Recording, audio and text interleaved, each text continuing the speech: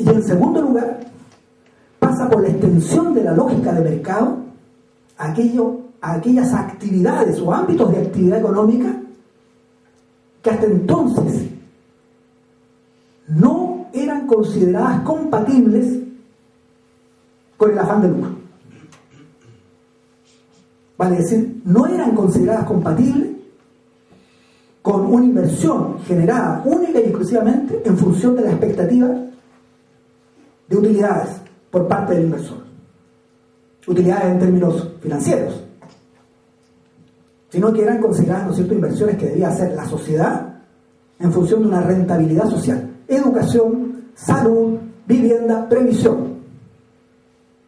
Estas áreas se abren, ¿no?, como campos de inversión propicio para la actividad privada. Y hoy día nosotros tenemos un sistema, por ejemplo, de pensiones que le procura enormes utilidades a las administradoras, incluso por el solo hecho, ¿no es cierto?, de las comisiones que nos cobran entre paréntesis por el total de nuestros ingresos, no por aquella porción de nuestros ingresos que nosotros ponemos en manos de ellos. O sea, hasta ese extremo hemos llegado y nadie se escandaliza por eso, ¿no? Entonces tenemos, como digo, una apertura, ¿no es cierto?, de este tipo de servicios que eran considerados derechos de la población: el derecho a la educación, el derecho a la salud, el derecho a gozar, ¿no es cierto?, de seguridad en el momento del retiro, el derecho a tener posibilidades de vivir bajo una vivienda medianamente digna, espaciosa. Fíjense ustedes conocen las casas Corby. Bueno, las casas que construye el Estado en Chile, ¿no es cierto? La casa básica era la casa Corby, ¿ah?, que hoy día es comparada con las que se construyeron posteriormente, son casas de lujo. Pero no es que sean casas de lujo, es que lo que se construyó posteriormente no está en sintonía, ¿no es cierto?, con ese respeto elemental que merecen las personas, de acceso a condiciones de vida suficientemente seguras, suficientemente dignas. Entonces, con este criterio, ¿no es cierto?, que va acompañado además de otras medidas, por ejemplo, una modificación radical del sistema tributario. El sistema tributario en Chile hoy día, ¿no es cierto?, es un escándalo total. 3/4 partes de los ingresos tributarios del fisco proceden de impuestos indirectos, vale decir, de impuestos que corresponden a una tasa que pagan por igual pobres y ricos, y solo 1/4 parte de los ingresos tributarios corresponden a impuestos directos, impuestos a la renta o al patrimonio. Por lo tanto, el sistema tributario chileno tiene un impacto fuertemente regresivo sobre la distribución del ingreso. Eso significa que una vez pagados los impuestos, la desigualdad se incrementa y no se atenúa. Y esa es la razón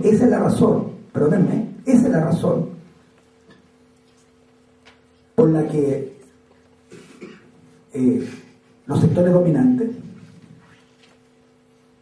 no desean ni siquiera hablar de la posibilidad de que el Estado vuelva a asumir su responsabilidad en materia de educación y salud.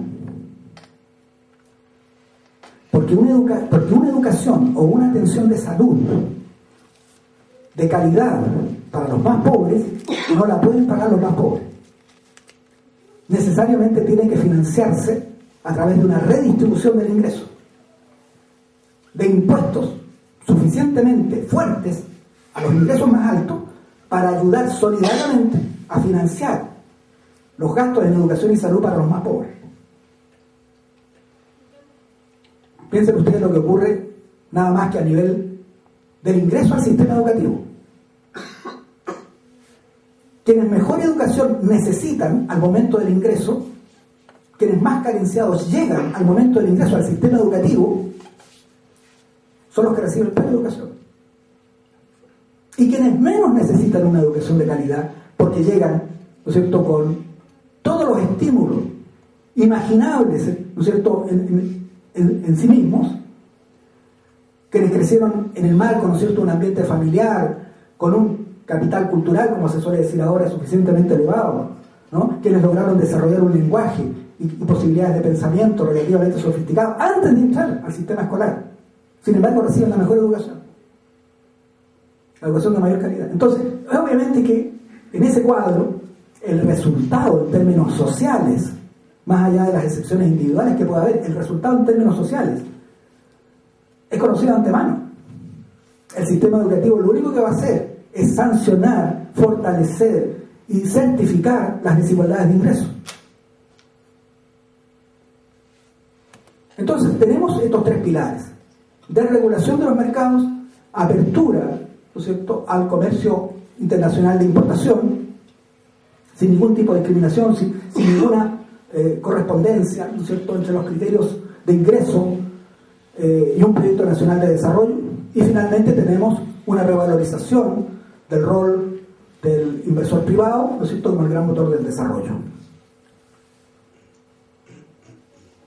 Incluso en aquellas áreas, ¿no es cierto?, y que tradicionalmente fueron asumidas como asociadas a derechos que la población tiene y que el Estado tiene el deber de garantizar, o la sociedad toda tiene el deber de garantizar, ¿no? Ahora, estoy esquematizando, digo, hay evidentemente otros aspectos que pueden invocarse, pero a mí me parece que estos son los ejes claros, característicos, claves, centrales del modelo. En los gobiernos de la concertación este modelo se ha mantenido, ¿no?, se ha mantenido plenamente,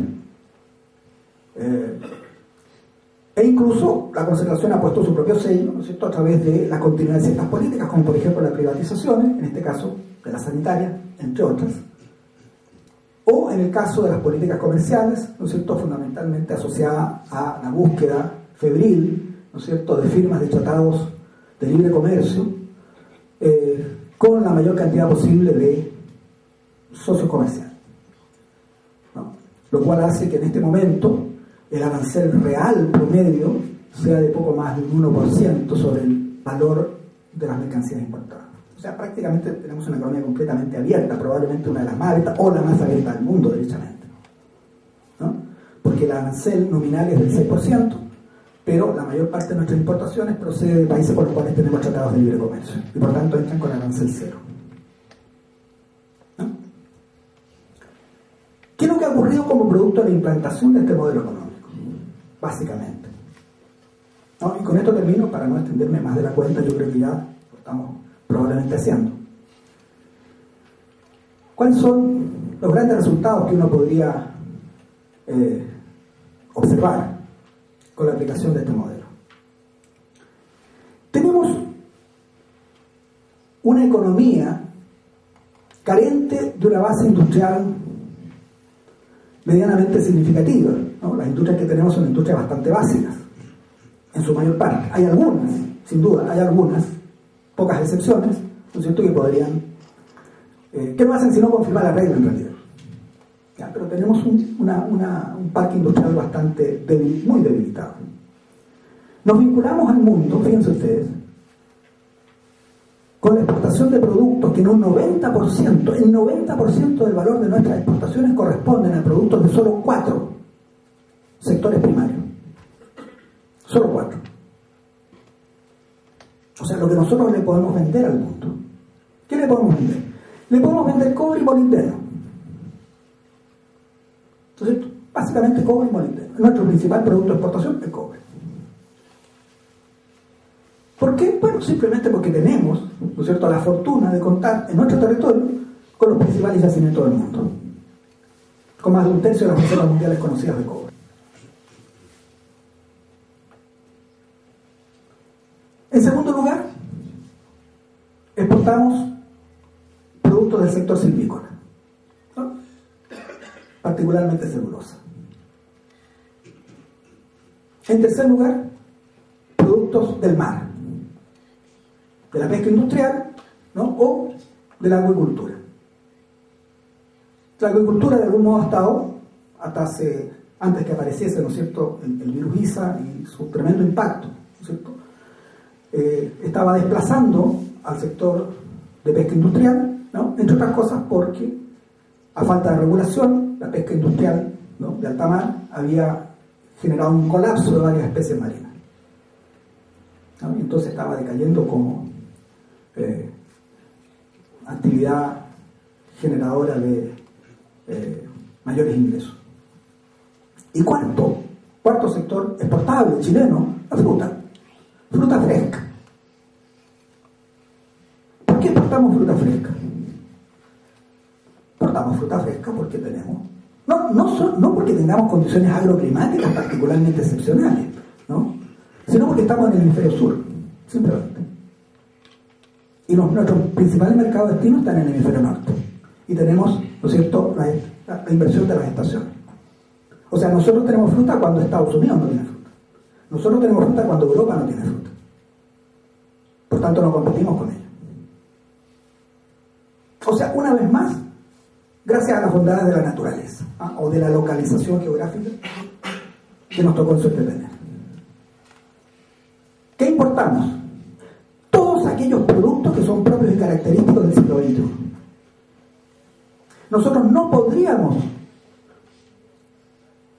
ostentar condiciones de vida propias del siglo XXI si no es gracias a nuestra posibilidad de importar, de comprar lo que otros producen.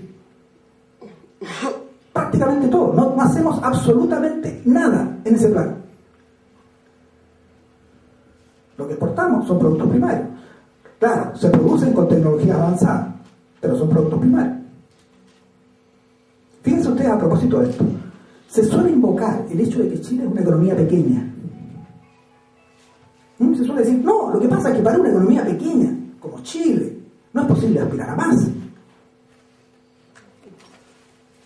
Hagamos la comparación con un país más pequeño en territorio y población, que Suecia. Y ahí tenemos claramente la diferencia entre una economía pequeña industrializada y una economía pequeña desindustrializada como la nuestra. ¿Por qué lo que es válido para los otros no podría ser válido para nosotros? Bueno, pero esta es la consecuencia del modelo. Un proceso claro, grave, agudo de desindustrialización que torna al país, a la economía nacional, tremendamente vulnerable, tremendamente dependiente de la demanda que por nuestros productos primarios puede hacerse en el exterior. Afortunadamente tenemos cobre. Y digo afortunadamente porque más allá, ¿no es cierto?, de lo que tantas veces se ha dicho, que necesitamos sacar tan rápido como sea posible todo el cobre que tenemos, porque si no, lo van a sustituir, ¿no?, una fantasía inverosímil, infantil. A pesar de esa fábula, el cobre sigue siendo uno de los pilares fundamentales de la economía mundial. Es el gran portador, ¿no es cierto?,